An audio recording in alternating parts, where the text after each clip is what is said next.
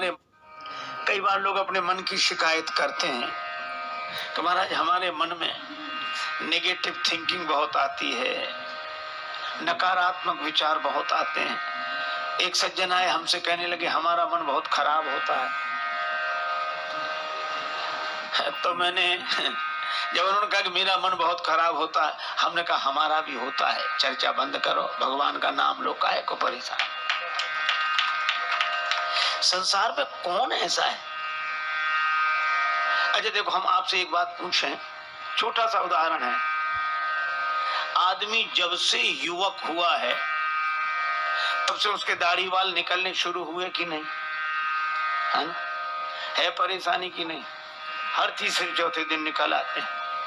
तो आप ये भगवान से शिकायत करने गए कि प्रभु क्या झंझट दे दिया, हम तो बड़े परेशान हैं इनके मारे।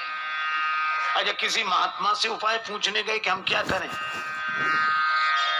आप करते क्या है? जैसे ही दाढ़ी बाल निकलने शुरू होते हैं अपना शस्त्र तैयार रखते हो, बनाकर ठीक कर लेगा, फिर जब निकलेंगे तब देखी जाएगी।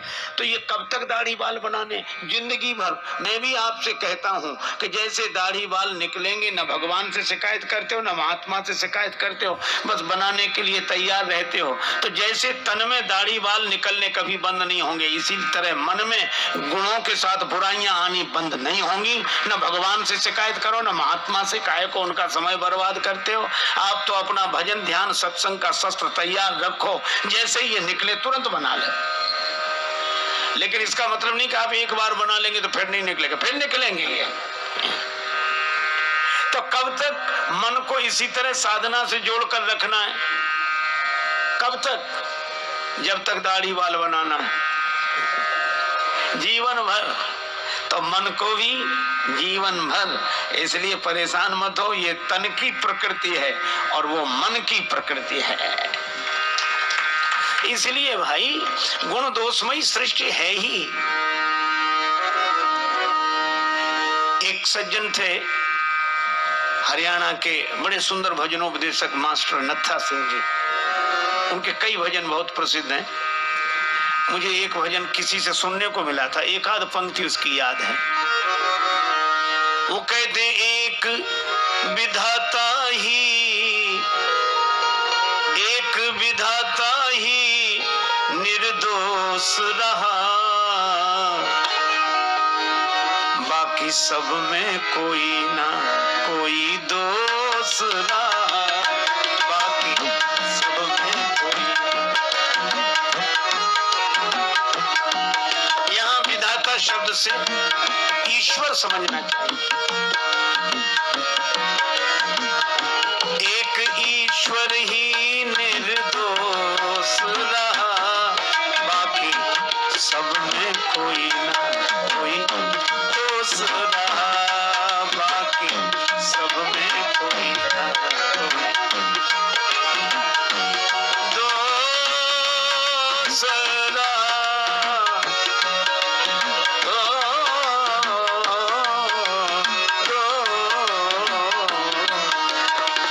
सब में कोई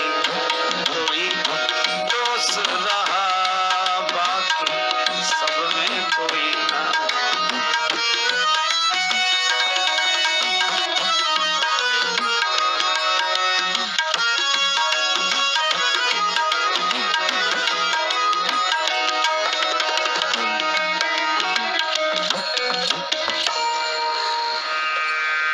बाकी सब में कोई ना कोई दोष रहा।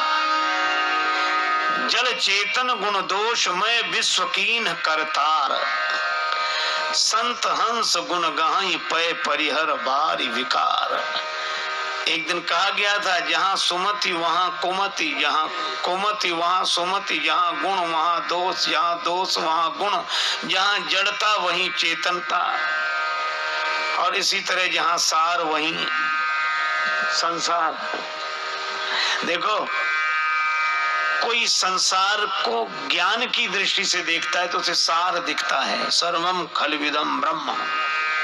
ज्ञान की दृष्टि जिनके पास है उन्हें सार दिखता है, और वैराग्य की दृष्टि जिनकी है उन्हें सब असार दिखता है।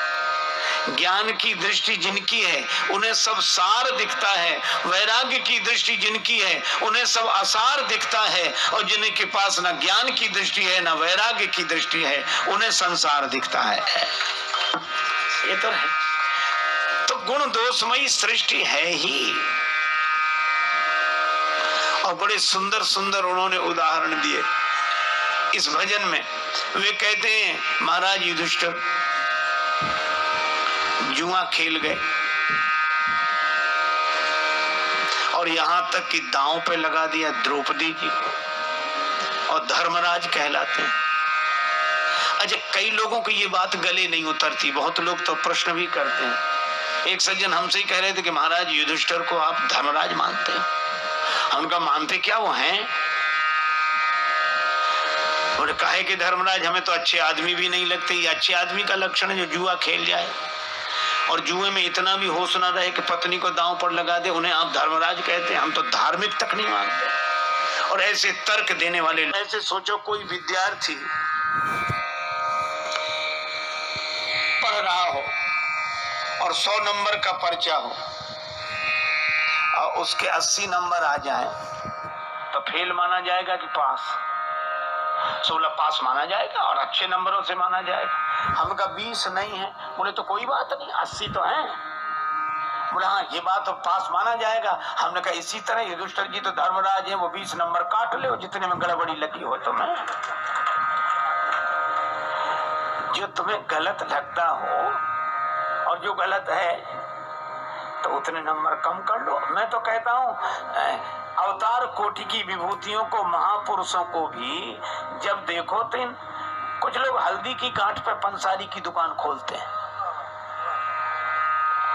एक दोष पर बाकी सब गुणों को नकार जाते हैं। यह गलत बात है। अरे आप उनके 20 नंबर कम देखो पर 80 तो देखो। इसी तरह मैं आपसे चर्चा कर रहा था कि मास्टर जी ने इस भजन में कहा कि युधिष्ठिर जी में भी दोष जुए का।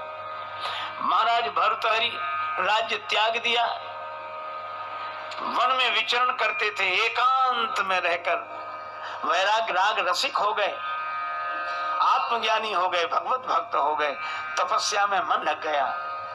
चांदनी रात थी, जंगल का शांत वातावरण, अकेले भ्रमण कर रहे थे। एक चमकीली चीज रास्ते पे पड़ी हुई दिखाई दी, समझ लिया हीरा है। हाथ बढ़ाया उठाने के लिए, वो चमचम चमकता हुआ हीरा नहीं था, पान की पीक कोई थूक कर चला गया था। तो चांदनी रात में वैसी लग रही थी और जो बड़ी गिलानी हुई, कितना सब छोड़ने के बाद भी हीरे का लालच। तो भजन में कहा कि बोलो कहाँ का संतोष रहा। फिर ये कहा बाकी सब में कोई ना कोई दोष रहा, लेकिन अंत में बड़ी अच्छी बात कही, मैंने भी आपको ये वचन सुनाए और सभी के दोष गिनाए, तो मैं भी कहाँ का निर्दोष रहा।